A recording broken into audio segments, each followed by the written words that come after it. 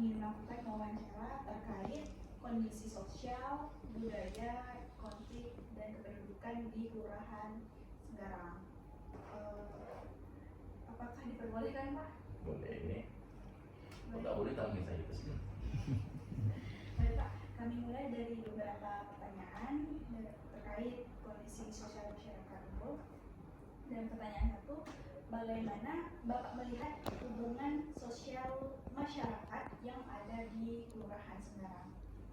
Bisa jadi apakah rukun, aktif, gotong royong, sering kegiatan bersama? Oke, terima kasih.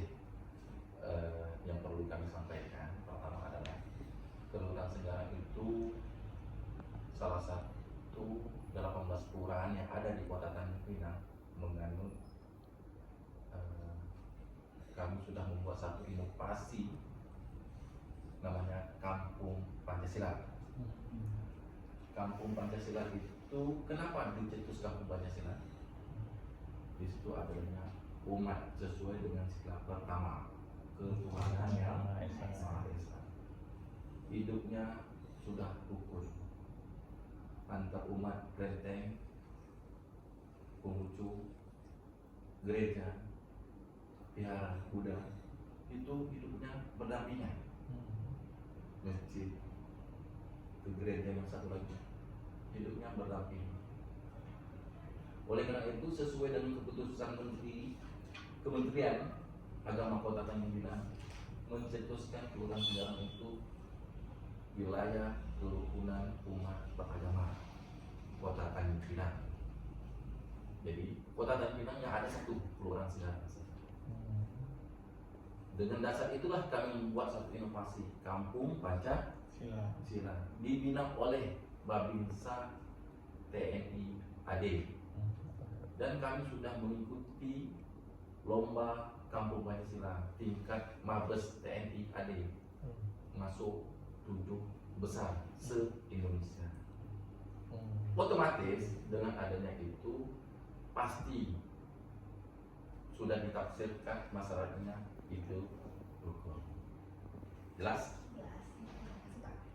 Dari Kampung Pancasila itu salah satu kerja brokernya atau inovasinya sangat jelas ya Pak hasilnya sampai tingkat 7 besar di se-Indonesia.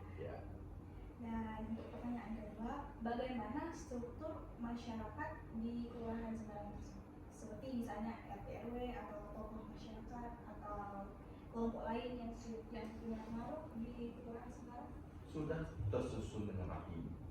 Satu struktur, dan kami Kelurahan Senggarang sesuai dengan Perda Nomor 10 Tahun 2021, lembaga kemasyarakatan kelurahan itu ada 6. 1.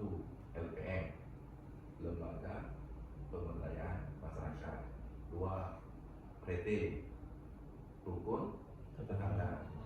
RW, Rukun Warga. PKK, apa?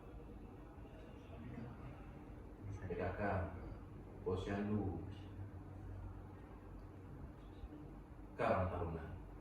Itu sesuai dengan Perda Nomor 10 Tahun 2001. Dengan itu, dengan dasar itu sudah otomatis mengikuti dasar dari Permendagri Nomor 18 Tahun 2018 tentang LMD, Lembaga Masyarakat Desa atau Kelurahan. Dengan dasar itu otomatis kelurahan sudah terbentuk organisasi itu, baik organisasi yang saya sebutkan tadi itu. Sudah jelas seperti yang kita sampaikan di depan, ada PKK di sana. Di sana kita ada ruang sekretariat bersama 6 lembaga itu sudah tersusun dengan rapi. Itu secara struktural organisasi yang ada di kelurahan. Sangat tersusun ya Pak, karena sudah tercantumkan dengan peraturan pemerintah. Yes.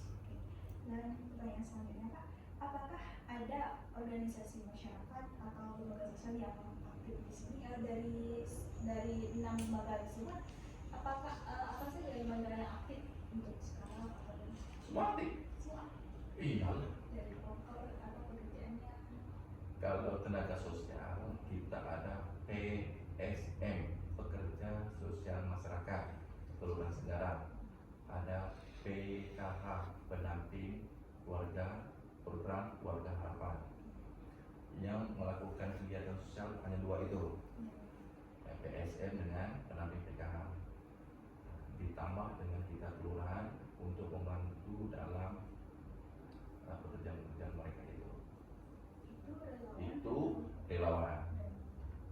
Itu mayoritasnya ada ya relawan itu apakah ada Unsur dari masyarakat? Masyarakat, apakah ada dari masyarakat luar dari sekarang? Iya. Tidak, cuma masyarakat ini. Kenapa pula kita ambil orang Tanjung Pinang? Bukit Cermin, tak mungkin orang Bukit Cermin mau kegiatan bakti sosial ke sini sebagai tenaga pendamping sosial. Cukup ya di Bukit Cermin. Nah, gitu. Di mana posisi kita tinggal, disitulah kita ingin partisipasi aktif dari warga dalam membantu program pemerintah. Jadi orang lokal. Nah, gitu. Ya, terima kasih. Udah lembaga dari 6 tersebut apa punya peran membantu kegiatan sosial masyarakat? Lembaga tersebut. Jadi gini, sesuai dengan jobnya masing-masing, LPM itu lembaga pemberdayaan masyarakat. Jadi khususnya tentang pembangunan, perencanaan, pemberdayaan masyarakat, dia jobnya. Nah, kalau untuk RT, rukun tetangga, dia mengurus kegiatan-kegiatan sosial kemasyarakatan. RW mengurus koordinasi antara RT dengan kelurahan, mengkoordinasi kegiatan-kegiatan sosial kemasyarakatan melapor ke kelurahan. Itu sistem koordinasinya RW itu. Kalau PKK mengurus tentang program-program sesuai dengan pokjanya. Pokja 1 tentang berkaitan dengan keagamaan. Mereka membentuk majelis taklim, MT yang ada di masjid-masjid itu, majelis taklim namanya. Itu binaan mereka. Ke Pokja 3 Posyandu, mereka membina posyandu yang ada. Pokja 4 mereka berita-berita itu, kegiatan-kegiatan sosial seperti itu. Kalau posyandu tetap ada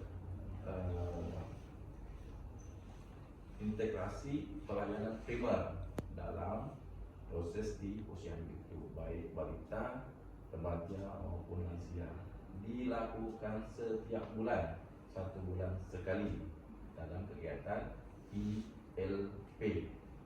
Sekarang nama posyandu bukan posyandu itu saja, tetapi ILP, sesuai dengan transformasi dari Kemenkes.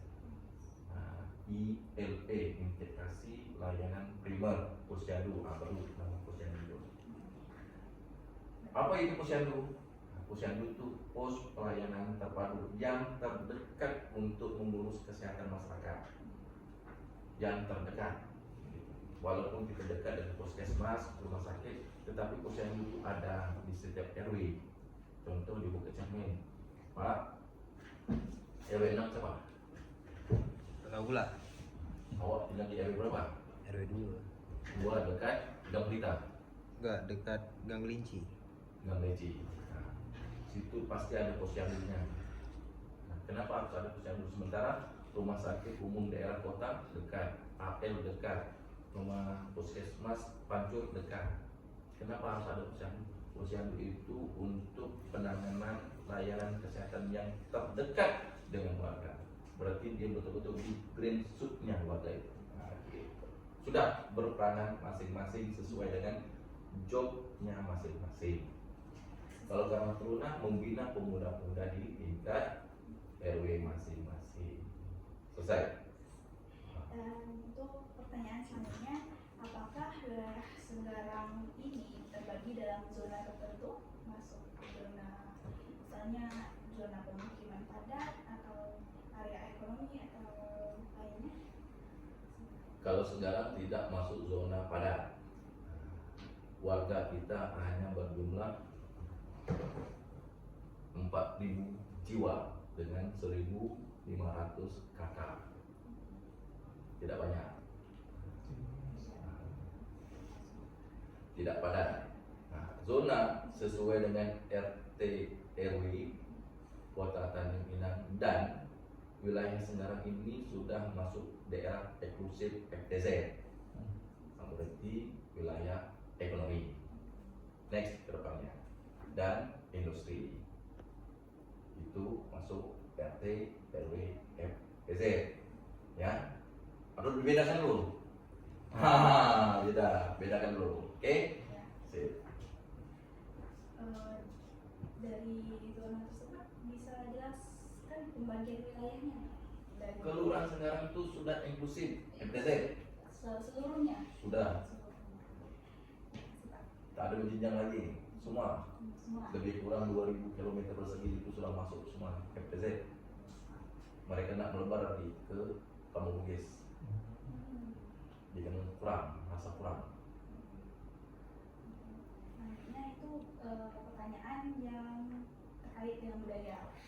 Dan untuk tanya satu, apakah masyarakat di sini terdiri suku apa aja, Pak? Banyak. Banyak. Mayoritasnya, Pak? Mayoritas Melayu. Melayu. Setelah Melayu apa, Pak, yang paling Jawa. Cina. Jawa, Chinese. Tidak setuju, paling mendominasi ya? Cina itu sekitar 35%. Kalau secara urutan berarti Melayu, Jawa, Chinese. Melayu tak banyak. Melayu sekitar belasan persen saja. Berarti Chinese. Melayu cuman 2-3 wilayah ya. Dari Tanjung Pau, Senggarang Besar dengan Kampung Melayu saja itu Melayu.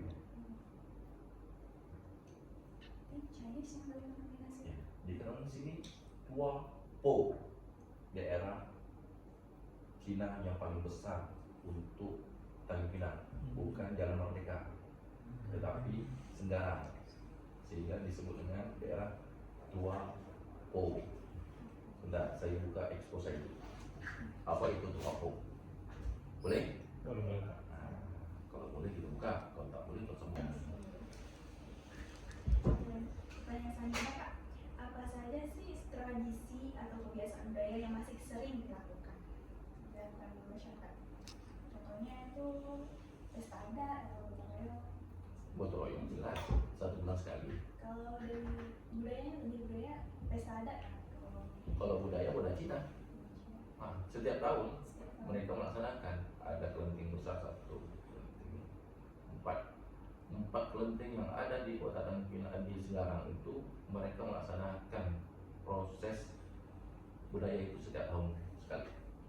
Itu boleh sebut, Pak, apa acaranya? Acara apa? Besok kita ke situ ya. Besok acaranya. Acara Ya tentulah sembahyang, awak nikah dan nggak tahu, Pak. saya pun tak tahu juga. Jadi mereka 3 hari 3 malam melaksanakan ulang tahun setiap tahunnya. Jadi otomatis budaya mereka yang lebih kuat untuk dalam pelestarian budaya. Sampailah kita punya baju Chongsam dalam kegiatan Pok Darwis. Apa itu Pok Darwis? Kelompok sadar wisata Kelurahan Senggarang mempromosikan wisata heritage dengan memakai produk salah satunya baju Chongsam. Kalau panglima-panglima orang-orang kerajaan pada zaman dulu Cina itu pakai baju kebesaran itu, sehingga waktu 17 Agustus kita melaksanakan upacara kita menggunakan baju adat Chongsam. Jadi kita pelestarian budaya Cina di sini dikarenakan mayoritas mereka punya lebih banyak budaya lebih banyak mereka di sini daripada Melayunya.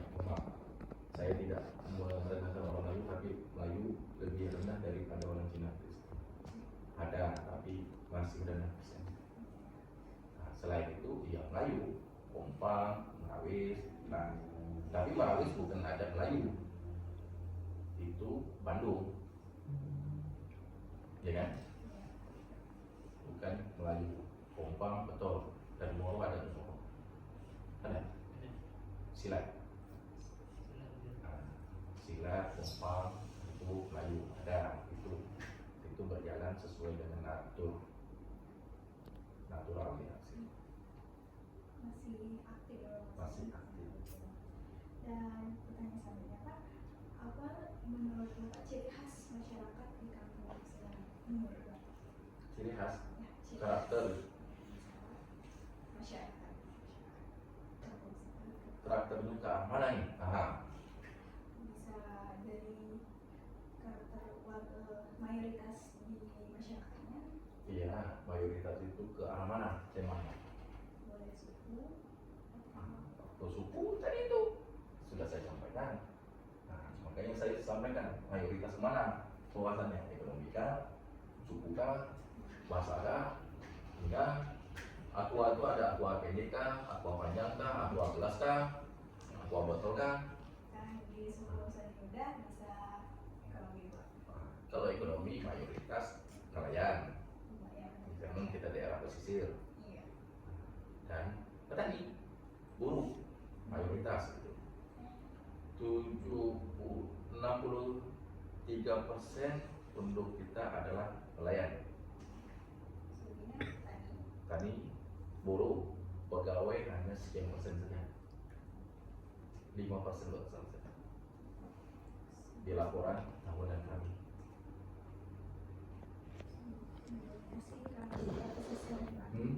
Dia kan kita pesisir.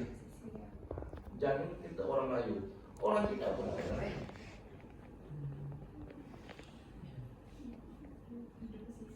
Itu tadi Moro-Moro. Ada tak orang Cina Moro tuh nelayan? Moro tuh paling banyak nelayan. Moro. Ratu-ratu ada ratu-ratu. Kenapa saya tahu? Saya dari Batu, awak ni kan. Waduh lah. Pertanyaan selanjutnya Pak itu tentang konflik atau penyelesaian konflik di masyarakat. Pertanyaan satu, apakah pernah terjadi masalah sosial akibat keberagaman suku atau agama di sini yang terjadi di Semarang? Karena kita sudah rukun, barang itu tidak ada. Ada. Kalau ada berarti tidak rukun. Betul tidak orang bagi cermin? Betul. Nah, Ini pertanyaan selanjutnya Pak. sarah tidak ada sini. Ada. Perkalian antara sarah tak ada. Sarah apa tuh? Dia tadi baru cakap. Konflik antar sarah itu apa? Tidak ada kami. Kalau ada kita tidak rukun. Sarah itu apa? Terus?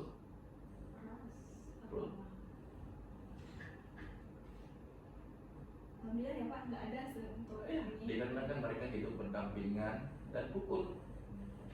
Dikarenakan dia rukun, itulah dicetus oleh Kementerian Agama itu. Sesuai dengan sila pertama. Apa itu? Orang-orang. Mereka menganut ketuhanan Yang Maha Esa. Saling hormat menghormati antar sesama suku, ras, sesama agama, toleransi sudah tercipta. Alhamdulillah. Oke, berarti tidak ada Tidak ada. konflik sosial. Nah, Dan- konflik rumah tangga ada. Awak tak tanya? Saya sudah pergi ke rumahnya. Beda ya? Beda, Tadi awak minta konflik sosial masalahnya. sosial beda. Konflik rumah tangga tak masuk, ini kantornya. Nggak, masyarakat. Dan pertanyaan Pak, ini kita jika ada konflik Tak ada. sosial nih, tidak maksudnya simulasinya aja. Jika ada tuh bagaimana sih kelurahan menangani atau mencegah konflik tersebut? Jika ada. Kita ada toga. Apa itu toga?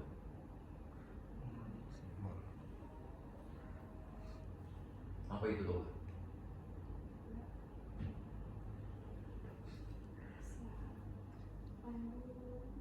Nah, terus apa itu toga? Toga. Nah, Simbol. Thomas, apa itu Thomas? Apa? Pernah jadi RT kali? Anak Pak RT? Tak. Anak Pak Lurah? Tak. Anak Pak Kepala Desa? Goro? Di desa atau di kelurahan? Di desa. Nah, masa orang desa tak tahu toga, Thomas? Oh itu skate. Apa itu toga?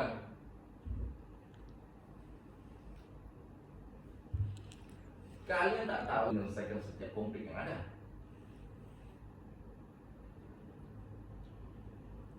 Saya tinggalnya di Aston. Orang kelahinya jam 12 malam di antara suku ke sini. Contoh, tadi contoh kan, sampel kan? Apa tindakannya kan? Apa peranannya kan? Apa itu tuh kan? Tanaman obat. Dapat tanaman Tanaman obat. itu tidak menyelesaikan konflik, itu menyelesaikan kesehatan. Ya, toga tanaman obat betul. Kalau untuk kesehatan.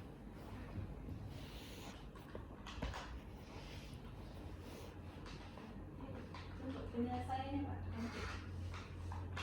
Disitulah orangnya. Kalian minta sampel, minta peranan dalam penanganan ini. Apabila terjadi konflik kan, kita ada toga, tokoh masyarakat, tokoh agama, toga. Diambil dari mana unsurnya? Dari pihak kelenteng, pengurus kelenteng, dari pihak piara, gereja, kita ambil tokoh gerejanya. Dari masjid, kita ambil imam-imam masjidnya, pengurus masjidnya, BKM-nya. Thomas, tokoh masyarakat, kita ambil dari tokoh-tokoh masyarakat. Baik, kalau dia yang kelahi itu pemuda, kita ambil tokoh-tokoh masyarakat pemuda-pemudanya. Kalau dia orang tua, kita cari orang-orang tua. Kenapa? Harus tingkat lebih tinggi untuk mengatur itu. Begitu juga dengan kalian, semester 1. Kalian sekarang pelopor. Kalian yang mengatur kepada junior-junior kalian nanti. Kalau kita yang ngatur di bawah, ngatur yang atas tak mungkin. Harus atas yang ngatur ke bawah. Contoh, toga, tokoh masyarakat, imam masjid. Tak mungkin seorang imam masjid tak bisa didengar ucapannya. Peranan dari mereka itu untuk menyelesaikan itu. Konflik, contoh, antar suku, antar agama. Sini dikeluarkan rumah ibadahnya dekat-dekat. Orang gereja, orang agama Katolik, lain kepada orang Cina yang menganut agama Konghucu, kita ambil toga-toga di sana. Peranan mereka untuk menyelesaikan konflik itu.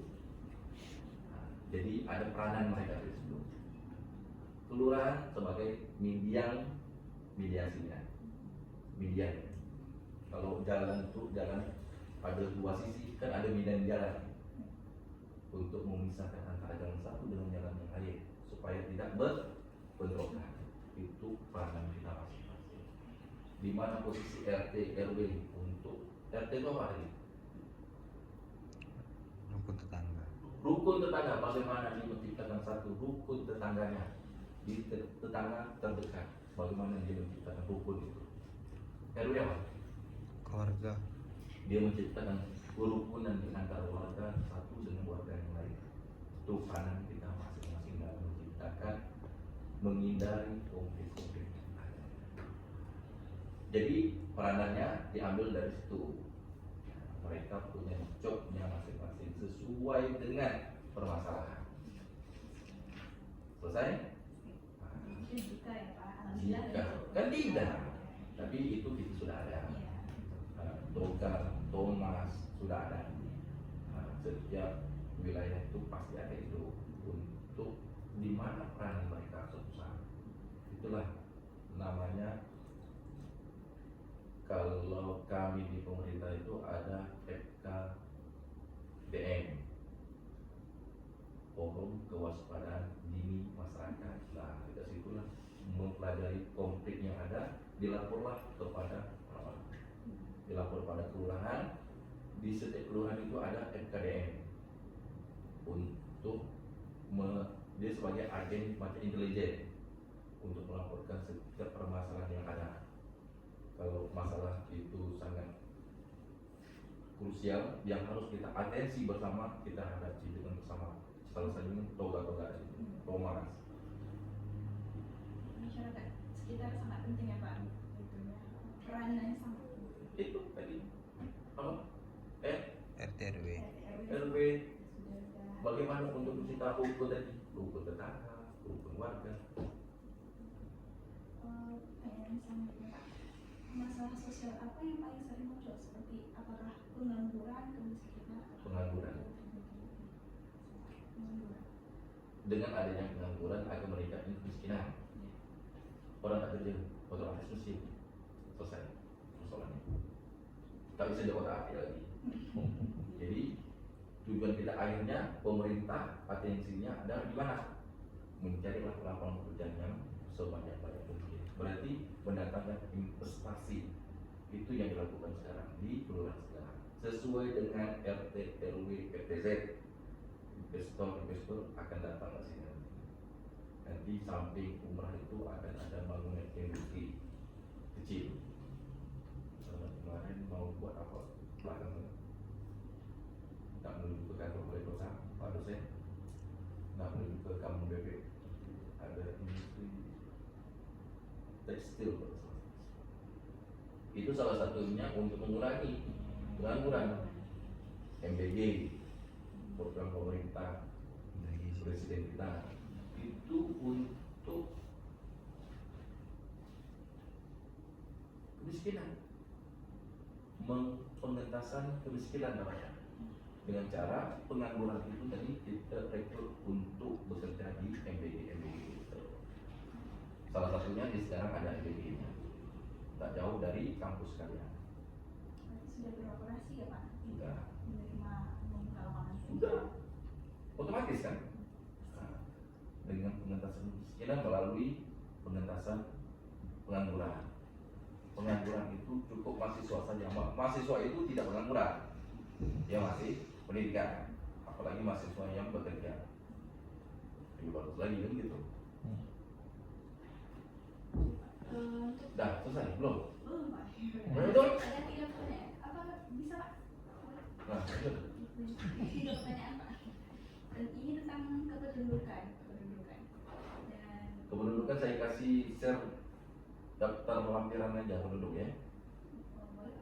Nah, apa nak tanya lagi? Jumlah penduduk kan? Ini tentang apakah migrasi masuk atau keluar? Oh, migrasi. Ini cukup besar atau besar? Tidak. Kelurahan Segarang itu stagnan.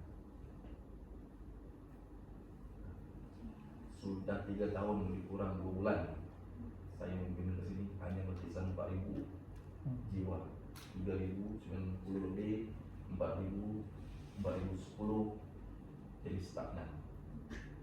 Jumlah penduduknya sesuai dengan penduduk tempatan. Contoh, awak punya ibu tinggal di Segarang, awak nikah, awak melahirkan satu penambahan satu. Pertambahan itu kan tahun depan. Apabila awak nikah sekarang, nah, bisa orang tahun depan, bisa 3 tahun kemudian. Nah, itu stagnan. Tidak seperti macam wilayah timur. Nah, seperti yang saya pimpin di Kelurahan Batu Sembilan, 35.000 jiwa waktu saya ke sana. Waktu saya keluar ke sini sudah 40.000 sekarang. Satu kelurahan itu cukup di Anambas. Anambas itu tak sampai 40.000 jiwa. Kabupaten, satu kabupaten sini satu kelurahan. Itu pening. Itu migrasinya besar. Penduduk perubahan penduduk urbannya besar, dari kota ke kota, dari desa ke desa, desa ke kota, banyak betul. Perubahan dari Besari ke Batu Sembilan, dari barat ke Batu Sembilan, banyak. Kalau sini stagnan, menunggu awak nikah nanti. Kalau awak ngambil orang, dua-duanya orang Segarang, tinggal di Segarang. Nah, kalau awak tak tinggal Segarang, tak dapat juga penduduk untuk penambahan. Kurang di dalam, tambah ke sini. Betul? Betul Pak. Kalau awak pindah sini sama Moro. Kalau dia pindah di Semarang, kurang di Moro, tambah di Semarang. Dia cuma begitu gesernya. Jadi tak stagnan. Biasanya kalau migrasi di sekarang kan stagnan, Pak. Apa sih alasan warga yang melakukan migrasi tersebut? Kan saya sudah cakap tadi, pernikahan. Salah satunya yang Ada. terjadi di sini. Hah? Yang terjadi di sini selain pernikahan apakah dari pekerjaan atau Kalau pekerjaan itu keluar, Ya, bisa keluar dua, masuk satu. dari karena ada kantor pemerintah di sini. Kantor pemerintah kan banyak orang tadi pindah. Bukan penduduk Semarang, walaupun kantornya berada di Semarang. Itu kan kantor pusat pemerintahan. Pusat pemerintahan itu bukan pusat penduduk. Harus dibedakan. Kalau ke situ ada perumahan, ada sekitar 5 perumahan, satu perumahan itu sekitar 200 unit rumah, baru pergeseran penduduk. Pusat pemerintah langsung menggeser penduduk. Contoh macam di IKN, ada pusat pemerintah langsung pegawainya duduk situ. Sekarang kan tidak, semua orang Tanjung Pinang. Khusus saya sendiri kan orang Tanjung Pinang. Tidak, tinggal di Aston, Pulau Aston. Bukan di Astonnya, nanti orang cakap Moro, Pak Lurah itu tinggal di Aston. Penafsiran orang kampung tuh gitu. Masalahnya saya kalau balik ke Tanjung Batu begitu penafsirannya. Tinggal di Aston. Dia tak tahu Aston itu macam mana, belakang kiri depan mana gitu lah. Kiranya ya Pak, besar. Oke, Pak, dari pertanyaan tersebut udah selesai wawancaranya. Nah, Ya, baliklah. tapi terima kasih banyak ya Pak atas meluangkan waktu untuk kami mengambil sampel untuk ini. Iyalah. Terima kasih. Ini sekaligus kalian buat mata pelajaran, sekaligus kalian untuk